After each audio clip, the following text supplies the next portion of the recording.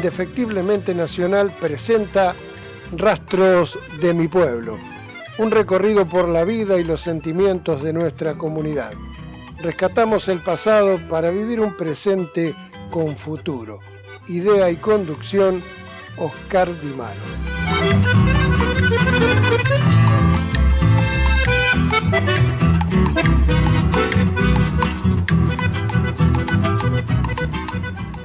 Hola queridos amigos, aquí estamos en una nueva emisión de Rastros de mi pueblo.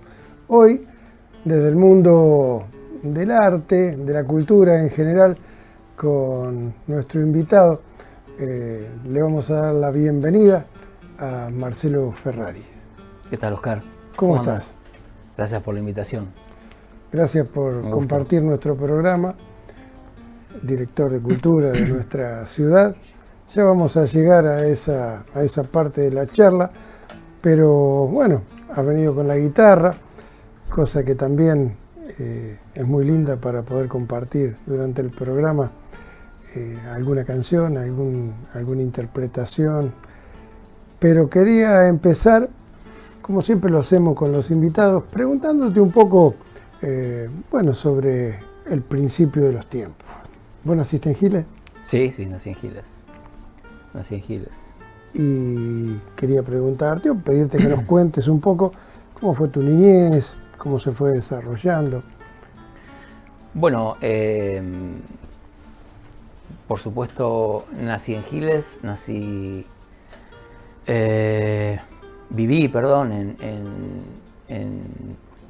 por acá cerca, después nos mudamos a otro barrio más, por donde estaba el Club Cutilla, ¿te acordás? Por ahí vivía, en la calle Mitre.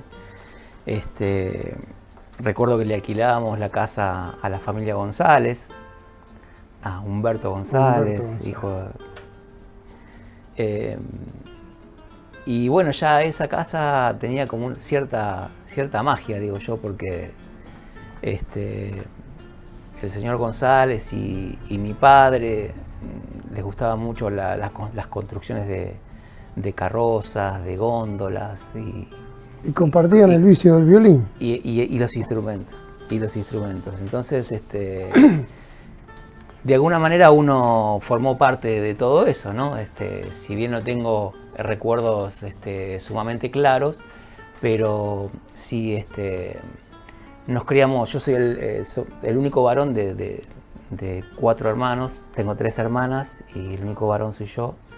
¿El más chico? No. El del medio, están las mellizas, vengo yo y después mi hermana menor.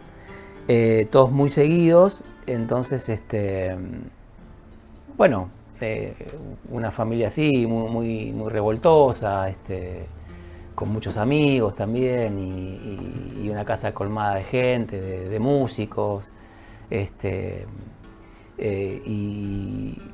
y también de grandes personajes de San Andrés de Giles, ¿no? Que, por ejemplo, recuerdo que venía, qué sé yo, Hugo Adeso, ¿no? O mi padre también pintaba, así que lo juntaba el señor Ortiz, toda esa gente venía a mi casa y empezaban a hablar de pintura y terminaban hablando de política y ese tipo de cosas, ¿no? Y discutían temas y filosofaban, entonces nosotros estábamos ahí siempre escuchando y demás, ¿no? Así que un poco me crié en ese ámbito, por suerte una vida de pueblo, más en aquel entonces. Y recuerdo una niñez muy callejera, muy feliz, ¿no? Por supuesto. Eso es lindo. ¿Y en qué época más o menos se te dio por la guitarra o por alguna otra inquietud del momento? De chico en casa siempre hubo muchos instrumentos, pero mi padre nos había como puesto esa disciplina o ese momento de tal hora a tal hora destinado a tocar algún instrumento. Entonces nos daba lecciones de violín y también de guitarra. Teníamos una guitarra muy chiquita, guitarra de niños, para para aprender los primeros acordes, las primeras Los 4. cosas, los 4, todos. Y también nos sentaba en la mesa, éramos muy chicos, y nos hacía cantar canciones corales a 4 voces. Entonces, como también le gustaba la parte coral y demás, bueno, hemos sido sus conejillos de Indias todo el tiempo. No, pero bueno, yo llegué a conocerlo, a tu papá, lo he tratado bastante tiempo, y sí, tenía todas esas inquietudes, entre otras cosas también un mago. Bueno, sí, que en realidad empiezo yo siendo, esa es otra etapa. Viene más adelante.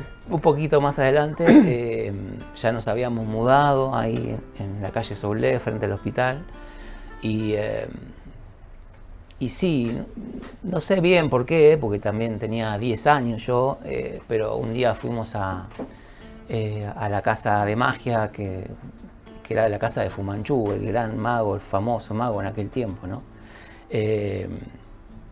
Y bueno, nos metimos en esa casa, que era como una casa llena de objetos extraños, muy coloridos, y arriba era como un negocio mágico, y abajo tenías un pequeño teatro, ¿no? Más misterioso todavía.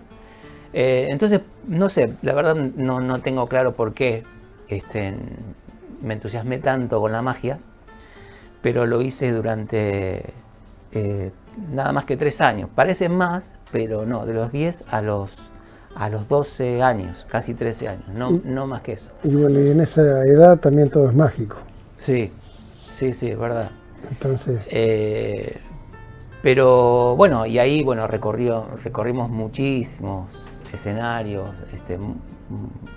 mucha demanda teníamos, nos inscribíamos en congresos donde había competencia de magos, y todo eso era bastante lúdico para mí, ¿no? Claro. Pero después descubrí que me gustaba estar arriba de un escenario, me gustaba ver el público, la gente, pero no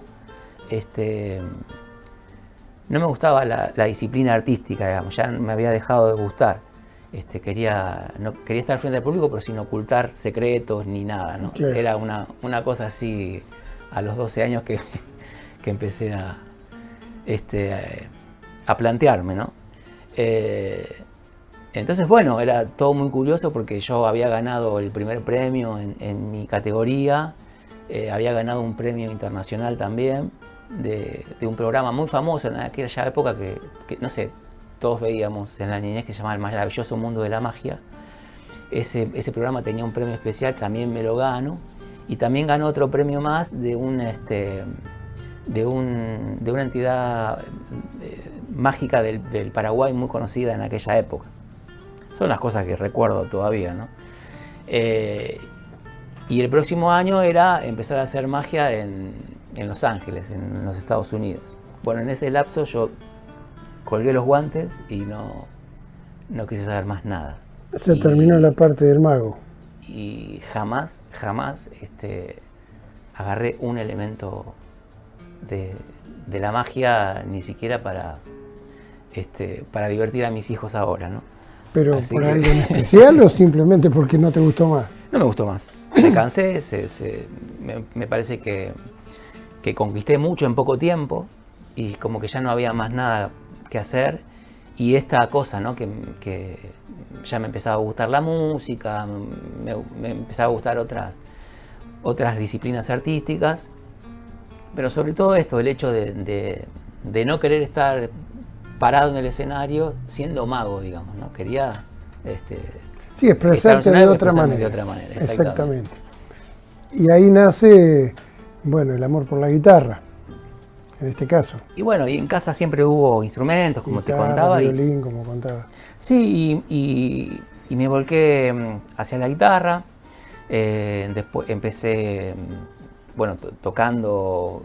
Siempre ya leíamos música nosotros y eso, pero digamos que abordé la música del lado más popular, como cualquier adolescente.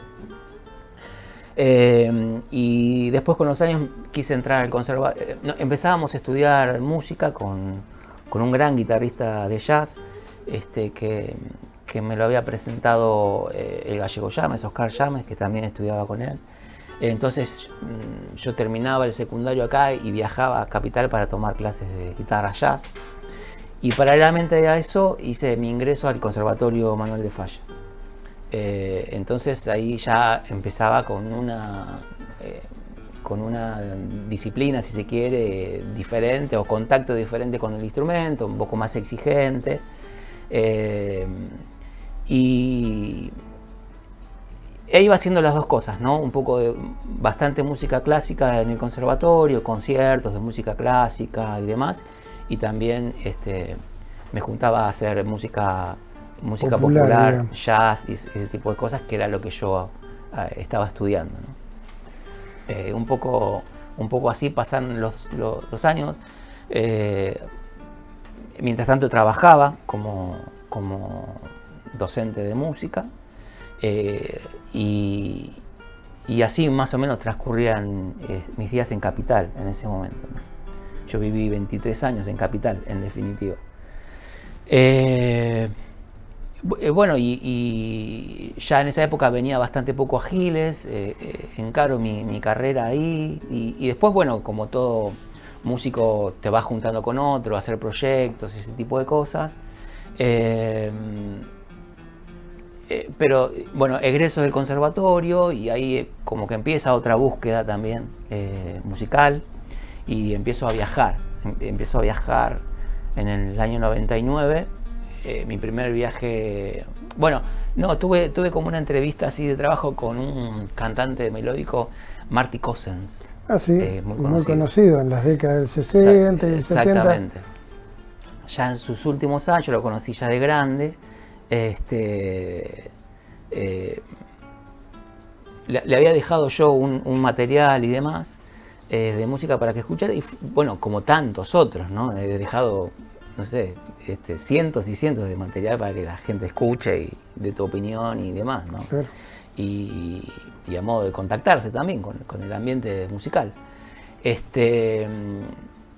Y un día llego a mi casa, y en esa época, bueno, teníamos contestador automático en el teléfono, ¿no? Y escucho su mensaje diciéndome que había escuchado mi música, pero que me tenía que ir de Argentina. Si yo quería hacer algo con mi música, no era el país para hacerlo. Entonces me tendría que ir. Y me da 3 ejemplos, ¿no? Me tenía que ir a Chile, o me tenía que ir a México, o me tenía que ir a España. ¿Por el tipo de música? Sí, por el tipo de música, por lo que, bueno, para tener cabida en algún lugar, mercado musical y demás. Claro. De todos modos, en esa época yo estaba en una etapa de mucha búsqueda, ¿no? Tampoco tenía bien claro qué tocar, qué hacer, qué no hacer y demás, ¿no? Entonces empiezo a viajar, bueno, voy al lugar más cerca que tengo, que es Chile. Entonces voy a Chile. También en esa época no solamente tocaba, sino que componía canciones, letras y demás, entonces me fui con un combo de material, digamos, ¿no? Bueno, me voy a Chile y ahí empiezo a contactarme con compañías discográficas, productoras, sellos discográficos, editoriales de música, todo. Y me va muy bien, fui por 2 semanas, estuve casi 3 meses viviendo ahí. ¿En qué año estamos hablando? En Chile, en el año 99. 1999. Y ahí empiezo a ver como una especie de mostrarme a mí mismo que se podía, o sea, que se podía acceder a ¿Siempre a las grandes compañías. Música instrumental nada más o cantando también? No, en esta época llevaba algunas canciones y ese tipo de cosas, ¿no? Y si te parece, en medio de la charla, te podrías tocar algo. Sí, cómo no. Si te acordás de aquella época algo. No, aquella época o de lo que sea. No me acuerdo de nada, pero... Pero amenizamos la reunión con la música.